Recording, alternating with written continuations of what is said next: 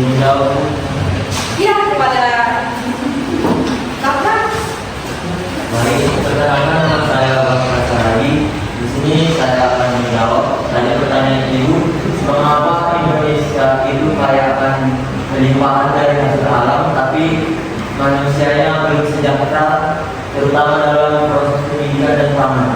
Nah, di sini saya ingin menjawab untuk dari kesejahteraan dari masyarakat ini dipengaruhi oleh pengelola sumber daya alamnya yang korupsi lah, yang tidak membagikan hasilnya untuk masyarakat miskin.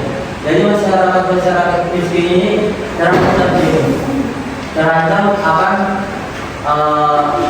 hasil pangan dan pendidikan yang tidak merata di Indonesia.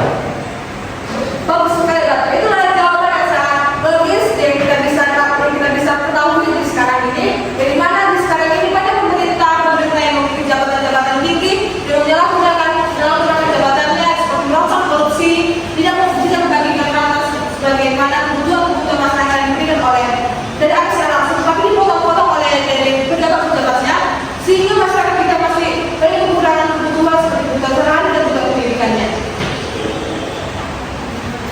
Baik anak-anak, kita akan melanjutkan materi kita. Adapun materi mengulangi. Baiklah anak-anak, kita akan melanjutkan sebuah materi kita yaitu kelangkaan.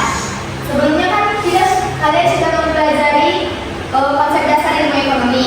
Jadi di dalamnya itu terdapat beberapa subbab. Jadi membawakannya dalam subbab materi kelangkaan.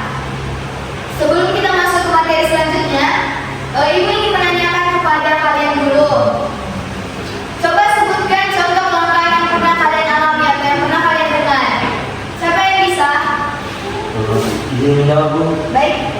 Kelangkaan yang terjadi di Indonesia sampai saat ini yaitu kelangkaan minyak goreng, kelangkaan BBM, dan kelangkaan masker pada saat pandemi. Ya, berikan tepuk tangan kepada teman kita. Jawaban teman kita itu sangat benar. Tadi dia mengatakan kelangkaan minyak goreng, BBM, dan masker saat pandemi. Seperti sekarang ini kita sedang mengalami kelangkaan BBM. Benar atau tidak? Benar kan? Benar. Baiklah, kita akan masuk ke materinya. Kelangkaan. Kalian sudah tahu belum apa itu kelangkaan? Izin menjawab, Bu. Ya, baik. Baik, saya Andreas Dinda. Kelangkaan itu adalah suatu barang yang sulit didapatkan atau jarang ditemukan. Baik, benar. Berikan tepuk tangan kepada teman kita. Ibu izin melengkapi ya. Jadi kelangkaan itu adalah kondisi di mana kebutuhan manusia relatif tidak terbatas, sedangkan alat pemuas kebutuhan berupa barang dan jasa relatif terbatas. Jadi kelangkaan itu bukan berarti barang atau sumber daya tersebut yang tidak ada sama sekali, melainkan ketersediaannya tidak mencukupi untuk memenuhi semua kebutuhan dan keinginan manusia. Selanjutnya ditulis ya apa yang Ibu terangkan. Yang kedua yaitu ciri-ciri kelangkaan. Yang pertama, sumber daya jarang bisa didapat atau bisa juga tidak mencukupi. Ini Ibu. Baik, ciri-ciri kelangkaan. Yang pertama, sumber daya jarang bisa didapat, bisa juga tidak mencukupi. Contohnya, minyak bumi, gas alam, dan mineral langka seperti emas dan platinum. Sudah? Lanjut yang kedua, keinginan atau kebutuhan manusia yang tinggi, atau dapat dikatakan kebutuhan manusia tidak terbatas. Contohnya, seseorang yang sudah memiliki rumah sederhana, kemudian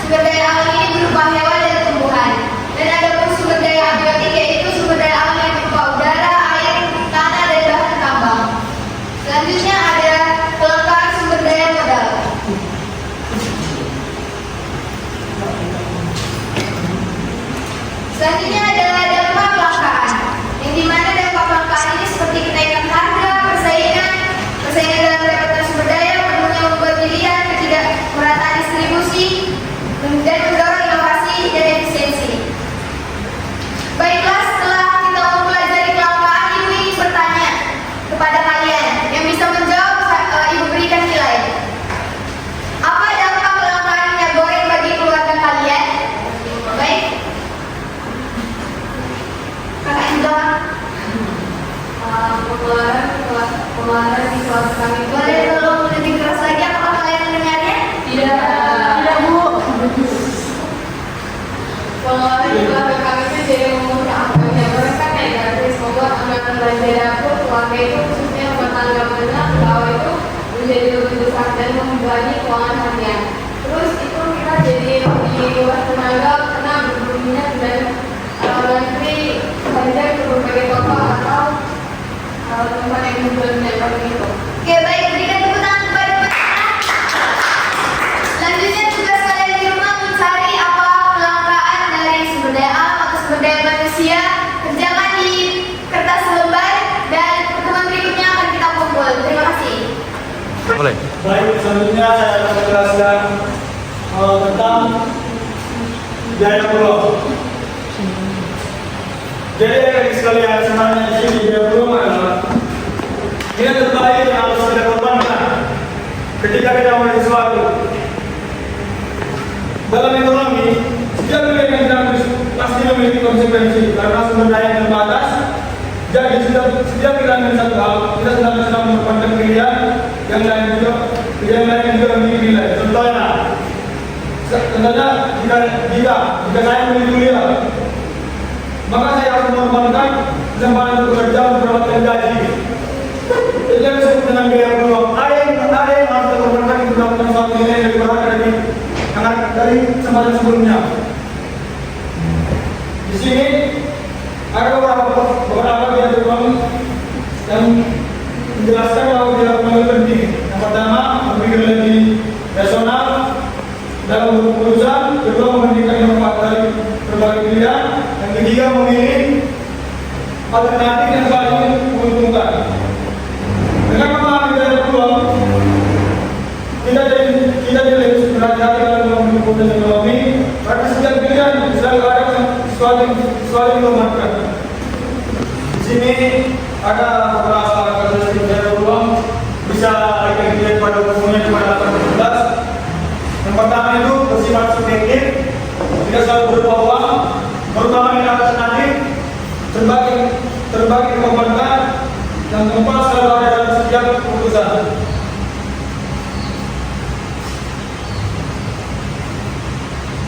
Jadi adik sekalian di sini saya ingin membuat studi kasus.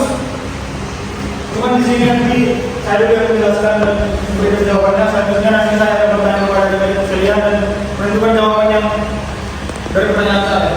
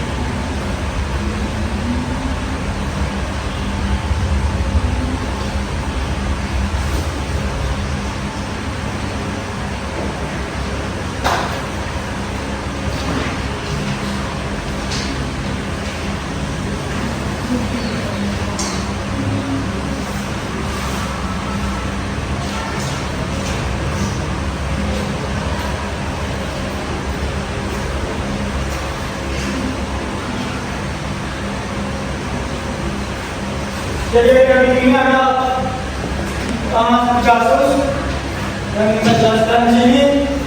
Sedangkan dia harus SMA dan dia punya kuliah. Sementara yang kuliah dengan biaya 1 juta sebulan, yang kedua bekerja gajinya 2 juta per bulan.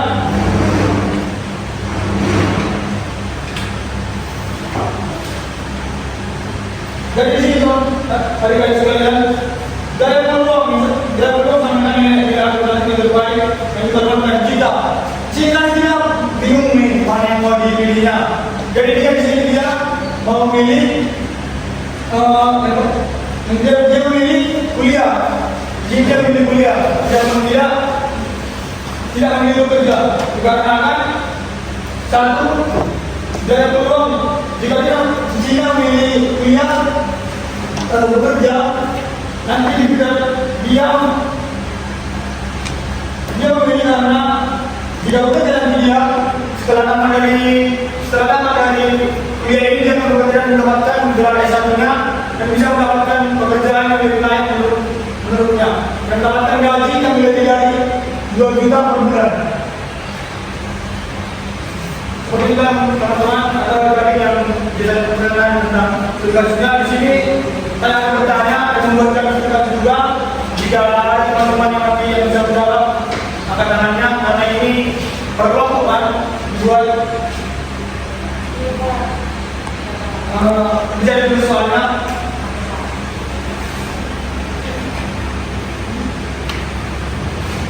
Soalnya jika kalian pilih nonton film dan harganya 50.000, jika kalian pilih nonton film dan harganya 50.000, atau beli buku pelajaran, apa biaya peluang yang kalian pilih?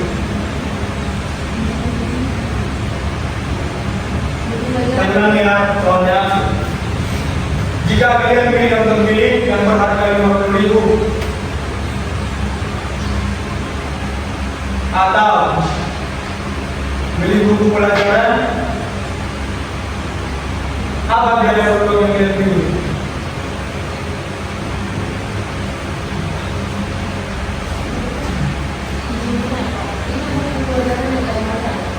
Ya, oh itu gila kita udah harganya sekitar 80.000.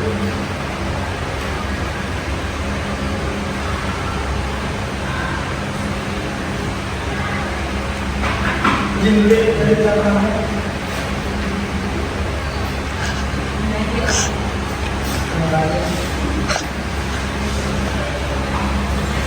Bagaimana ada yang mau menjawab? Menjawab Pak. Jadi Bang. Saya menjawab. Jika saya menentukan pilihan saya akan membeli buku pelajaran karena menonton film itu hanya akan memberikan manfaat, aksi dan hiburan kepada kita. Sedangkan jika membeli buku pelajaran akan menambah wawasan dan menambah kepintaran dalam otak kita yang dimana kita menambah pengetahuan dari buku tersebut dan juga pengetahuan yang ada di dalam buku tersebut yang dapat membantu kita dalam mengetahui sebuah pembelajaran. Baik, terima kasih. Kita lanjut tepuk tangan buat teman kita. Apakah ada yang lain jawaban yang lain? Tahu ada alasan yang lain karena memilih untuk melakukan ini? Baik, jika tidak ada, kita langsung ke materi yang keempat, yaitu tentang skala prioritas. Jadi ada sekalian di sini skala prioritas itu adalah urutan kebutuhan manusia dari yang paling penting sampai yang paling penting. Skala ini dibuat karena kebutuhan manusia tidak terbatas, sedangkan sumber daya manusia selalu terbatas. Jadi adik-adik sekalian di sini ada saya jelaskan tentang menyusun skala prioritas. Yang pertama itu tingkat kepentingan, kedua manfaat, ketiga kemampuan atau pendapatan. Contoh-contoh skala itu bisa berupa makanan, pakaian, pendidikan yang diurang. Skala prioritas tempat kita mengatur pengeluaran terutama dari keuangan ada sumber daya terbatas. Dengan skala prioritas kebutuhan ekonomi yang lebih terbatas dan tidak boros. Jadi adik-adik sekalian di sini sebatas ini itu mengukur apa itu yang perlu untuk kita gunakan atau kita lakukan lah. Selanjutnya ada contoh yang ada di buku pada halaman 20 ada contoh skala kerja SMA. Tolong dibuka bukunya teman-teman sekalian atau adik sekalian.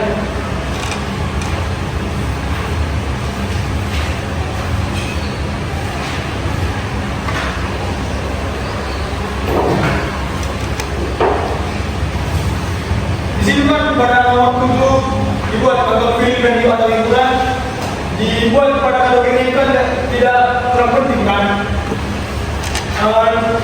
Ini tidak penting karena menurut saya sebagai guru sebenarnya kalau kita menonton film tidak berbau pelajaran ini tidak penting kan. Contohnya film kalau kita nonton film contoh yang lainnya contoh GGS ketika ada kerjaan buat kita seorang mahasiswa kan kita harus mengirimkan pelajaran tentang kayak diri pada itu tentang ekonomi, tentang lingkungan, istilah yang maksudnya kita lakukan pada film membantu kita untuk berkembang. Jadi untuk hari ini sampai sini pada kita dan nanti akan dijelaskan oleh Ibu Kalian selanjutnya. Terima kasih. Jadi kan teman-teman kita lanjut ke materi berikutnya, kehidupan manusia. Jadi sebelum kita masuk ke dalam kehidupan manusia ini, kita harus tahu dulu apa arti dari kehidupan manusia ini. Jadi kan teman-teman sekalian, kebutuhan ini dapat diartikan sebagai hasrat yang muncul dari diri manusia ataupun dari diri kita sendiri terlebih dahulu. Jika kita tidak memenuhi kebutuhan ini, maka kita dapat mengganggu kelangsungan hidup kita sendiri. Dan yang kedua itu ada keinginan. Keinginan ini dapat diartikan juga seperti hasrat yang muncul dari diri kita sendiri yang tidak terpenuhi. Hasrat yang muncul dari kita sendiri, dan jika kita tidak memenuhi hasrat itu atau keinginan itu, akan dapat juga mengganggu kelangsungan hidup kita. Lalu kebutuhan manusia ini dapat dibedakan bahwa harus dipenuhi oleh manusia, sedangkan kalau kebutuhan itu harus dipenuhi oleh manusia, sedangkan keinginan itu tidak harus dipenuhi.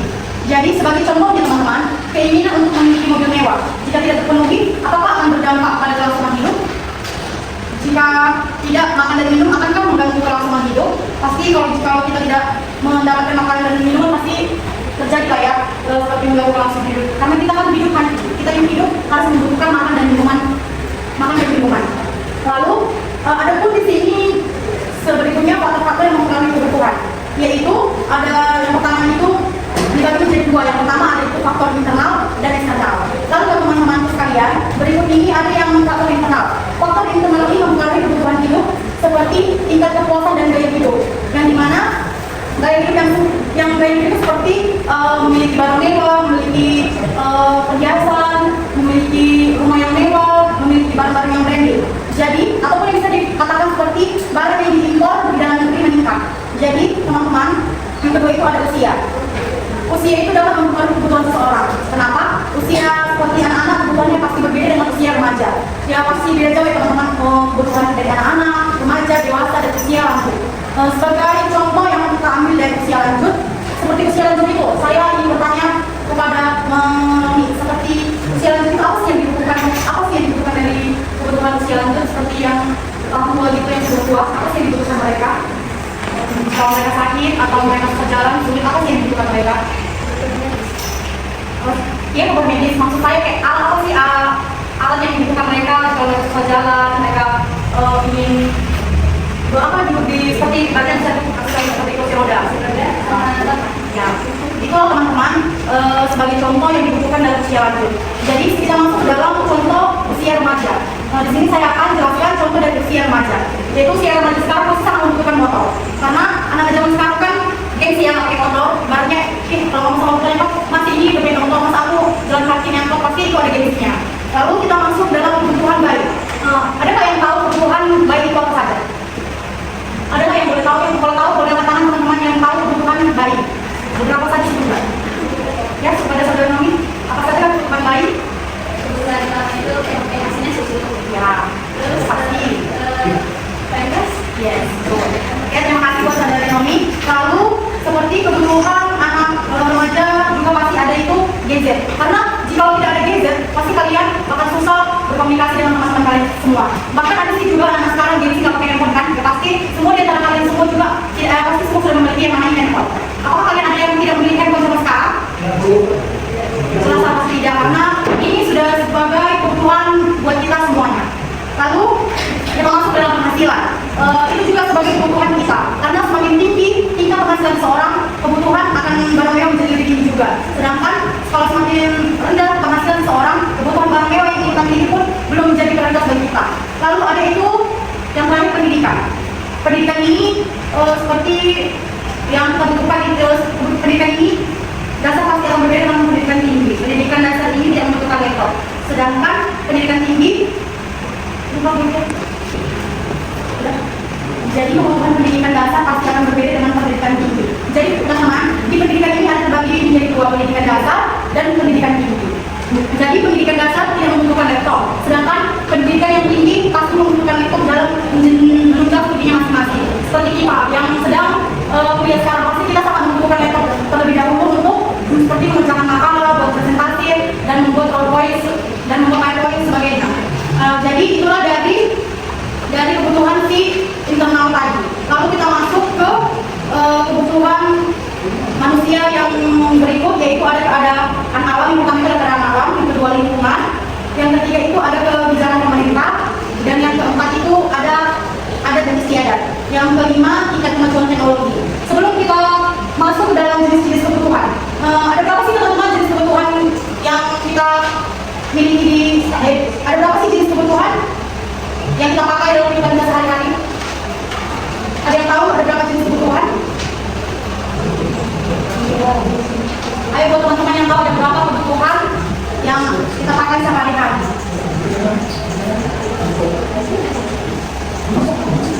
Atau ada yang tahu yang saya sebutkan? Nah, seperti di layar kaca ini ada jenis-jenis kebutuhan, yaitu yang pertama sekali itu primer, sekunder, dan tersier. Jadi teman-teman, di sini sudah ditampilkan jenis-jenis kebutuhan. Jadi teman-teman sekalian, jenis kebutuhan primer itu adalah jenis kebutuhan yang wajib, yang dimana primer ini seperti pangan, sandang, dan papan. Lalu itu contohnya teman-teman. Lalu yang kedua itu ada jenis kebutuhan sekunder. Sekunder ini dimana itu jenis kebutuhan yang penting. Yang tadi kan itu primer itu kan itu wajib. Lalu yang sekunder ini yang penting. Dan dimana contoh dari sekunder ini adalah pendidikan, kesehatan. Lalu yang ketiga itu ada tersier. Kebutuhan tersier ini cuma sebagai pelengkap, yang dimana seperti mobil mewah ataupun jasa atau rumah mewah itu hanyalah pelengkap buat kita, yaitu tersier. Jadi teman-teman, yang paling penting di jenis kebutuhan ini adalah kebutuhan primer dan sekunder. Ibaratnya kalau tersier itu cuma pelengkap bagi kita. Lalu kita masuk ke dalam kebutuhan primer yang pertama. Saya akan menjelaskan pengertian dari primer. Kebutuhan primer ini adalah yang bersifat alamiah dan termasuk jenis kebutuhan paling mendasar serta harus terpenuhi. Tadi contohnya yang saya sebut, kita masuk ke dalam kebutuhan sekunder. Kebutuhan sekunder adalah kebutuhan yang dipenuhi apabila kebutuhan primer sudah terpenuhi. Lalu pengertian dari kebutuhan tersier tadi, kebutuhan tersier adalah kebutuhan akan barang-barang yang bersifat luxury ataupun barang yang mewah. Seperti contohnya tadi yang saya bilang, mobil mewah, rumah mewah, perhiasan, dan yang lainnya. Lalu teman-teman, ada pun dua kebutuhan yang menurut sifatnya. Seperti yang pertama itu kebutuhan jasmani, yang dimana kebutuhan jasmani ini adalah kebutuhan yang bersifat jasmani, yang contohnya makan, minum, pakaian, tempat tinggal. Itulah dia yang dinamakan kebutuhan jasmani.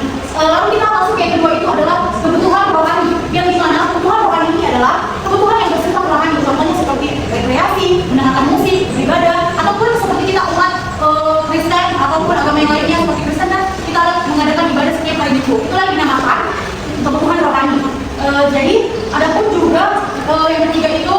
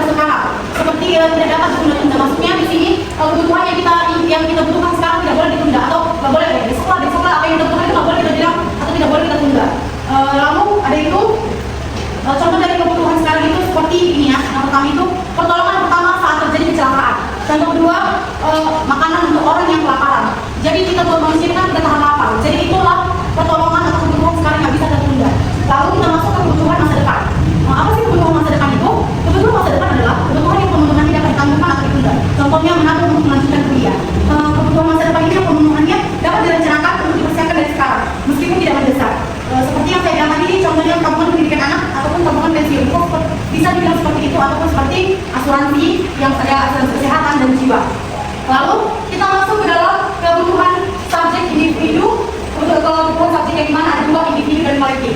Yang dimana kebutuhan individu adalah kebutuhan yang diperlukan oleh individu. Yang dimana contohnya seperti mobil, motor, dan rumah. Itu teman-teman disebut dalam kebutuhan individu. Lalu contoh seperti personalnya itu seorang dokter membutuhkan seperti stetoskop. Teman-teman sekalian pasti tahu kan stetoskop yang sering digunakan dokter. Lalu ada yang kedua kebutuhan masyarakat yang tadi itu kolektif ataupun itu publik atau kelompok yang dimana kelompok yang dimana kebutuhan yang pemanfaatannya untuk orang yang banyak. Contohnya seperti jalan, jembatan, rumah sakit dan sekolah. Seperti di sekolah. Contohnya itu kan tidak cuma satu orang yang ada di sekolah. Itulah yang dinamakannya kebutuhan kolektif yang dimana kebutuhan yang banyak orang membutuhkannya. Seperti contohnya itu fasilitas umum seperti taman, tempat ibadah, pasar. Itu pasti lebih dari satu orang yang ada di seperti taman, tempat ibadah, pasar. Itulah yang dinamakannya pemanfaatan untuk orang yang banyak. Lalu di sini ada alat pemenuh kebutuhan. Seperti yang sudah dibagikan kepada kalian, di situ ada yang pertama barang menurut sifatnya. Barang yang menurut sifat ini dapat dibedakan menjadi dua, yang dimana barang ekonomis dan barang bebas. Lalu ada pun barang menurut fungsinya atau tujuan penggunaannya, yang dimana terbagi menjadi dua juga, yang dimana barang konsumsi, barang produksi ataupun barang modal. Lalu teman-teman ada juga yang namanya barang menurut wujudnya, seperti barang konkret, barang abstrak, dan barang menurut cara penggunaannya. Jadi itulah dia teman-teman jenis-jenis kebutuhan manusia yang saya sebutkan tadi, dan yang lebih lanjutnya ada lebih lanjutnya lagi ada yang saya dibagikan di lembaran khasnya. Jadi seperti yang saya katakan tadi, saya ingin bertanya kepada teman-teman sekalian. Tadi kebutuhan apa sih kebutuhan yang wajib? Ada yang bisa menjawab kebutuhan apa sih tadi yang saya katakan kebutuhan yang wajib? Ada yang tahu boleh dia katakannya kebutuhan apa sih yang wajib dan wajib, penting dan pelengkapnya itu? Boleh disebutkan secara menurut yang tahu? Kebutuhan primer. Ya, dengan saudari Dwi. Ya, ya, benar. Jadi teman-teman, ketiga dari kebutuhan yang utama itu yaitu kebutuhan primer, sekunder, dan tersier. Kebutuhan primer itu tadi adalah kebutuhan yang wajib. Yang kedua, kebutuhan primer itu adalah tadi apa? Pelengkap. Oke, jadi teman-teman, itulah dia jenis-jenis kebutuhan manusia. Terima kasih.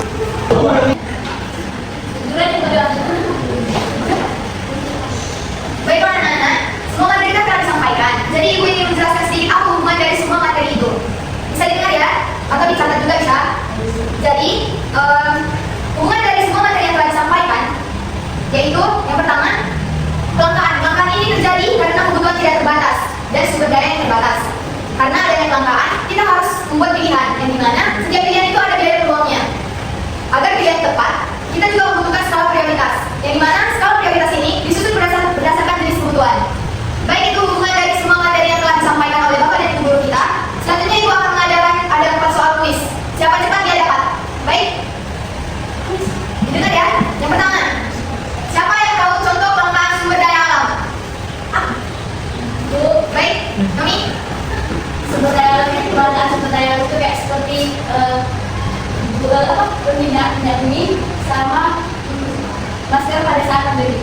Oke, berikan tepuk tangan kepada teman kita. Nanti jumpa Ibu ya dari universitas lainnya. Soal kedua, siapa yang tahu apa itu biaya peluang? Masa hanya Andre terus yang lain kapan? Baiklah Andre. Baik, saya akan menjawab.